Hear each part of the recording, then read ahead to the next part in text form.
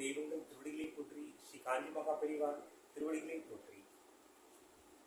கொடுத்தலும் இன்சுலும் ஆற்றிய அடுக்கிய சுற்றத்தால் சுற்றப்படும் பொருளை கொடுத்தலும் இனிய சொற்களை கூறுதலும் இந்த இரண்டும் செய்ய வல்லவனானால் அவன் பல உறவினர்களால் சூழப்படுவான். வள்ளுவர் பெருமானின் அறநெறியை பின்பற்றி வாழ்க்கையில் நாம் முன்னேறுவோம். ஸ்ரீ காஞ்சி மகா பெரியவா அருளிய தெய்வத்தின் குரல். பரமாத்மா பலவாக தோன்றியிருக்கிறார். தோன்றிய பின்னும் சமுத்திரம் மாதிரி கூடாமல் குறையாமல் இருக்கிறார். நமக்கு கூடுதல் குறைவு எல்லாம் உண்டாகிறதாக தோன்றுகிறது. ஆனால் உள்ளது ஒன்றேதான் என்ற ஞானம் வந்தால் எங்குமே கூடுதலும் இல்லை, குறைவும் இல்லை. ஜலத்தை திருஷ்டாந்தமாக வைத்து பரமாத்மா ஜீவாத்மா சம்பந்தத்தை சொல்லும் பொழுது நதிகளை பற்றி விசேஷமாக சொல்ல வேண்டும். சமுத்திர ஜலம் மழையாகி அதிலிருந்து ஏரியும் குளமும் குட்டையும் கிணறும் உண்டாகின்றன.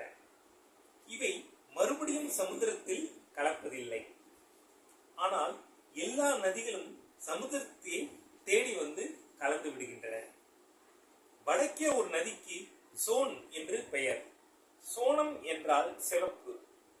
இந்த நதி சிவப்பான மண் வழியில் ஓடுகிறது. ஆந்திராவில் கிருஷ்ணா நதி இருக்கிறது. கிருஷ்ண என்றால் கருப்பு. இந்த நதி கருப்பு மண் மீது ஓடுகிறது. கங்கை என்றால் வெளுப்பு. இதுவும் அது ஓடி வருகிற பிரதேசத்தை பொறுத்து ஏற்பட்ட பெயர்தான். மூன்றும் ஒரே சமுத்திரத்தில் தான் கலக்கின்றன. சிவப்பு ரஜோகுணம், கருப்பு தமோகுணம், வெள்ளை சத்வகுணம். மனசானது மூன்று குணங்களில் எதில் பாய்கிறதோ அதை ஒட்டி ஜீவாத்மாவின் சுபாவம் அமைகிறது. மனசானது மூன்று குணங்களில் எந்த குணத்தில் பாய்கிறதோ அதை ஒட்டி ஜீவாத்மாவின் சுபாவம் அமைகிறது. எப்படியானாலும் கடைசியில் பரமாத்மா சமுத்திரத்தில் தான் கலந்தாக வேண்டும். Water finds it level. தொடர்புடைய நீர்ப்போக்கு ஒரே மட்டத்தில் இருக்க முயலும் என்பார்கள். மலை உச்சியில் மழை பொழிந்து நதி உண்டாகிறது. அங்கிருந்து கீழே கனவேகமாக ஒரே இரைச்சலோடு நதி விழுகிறது. பூமியில் ஓடும்போது அத்தனை சத்தம் இல்லை.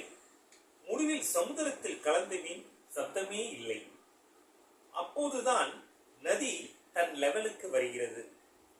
அதாவது லெவலுக்கு வந்தவுடன் பரம சாந்தமாகிறது.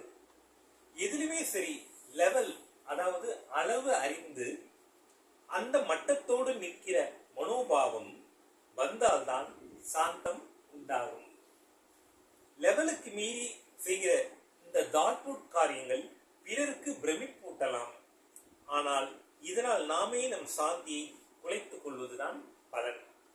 உருட்டல் புரட்டல் இரைச்சல் எல்லாவற்றையும் குறைத்து அடக்கமாக வருகிற நதியை சமுத்திரம் எதிர்கொண்டு சென்று வாங்கிக் கொள்கிறது.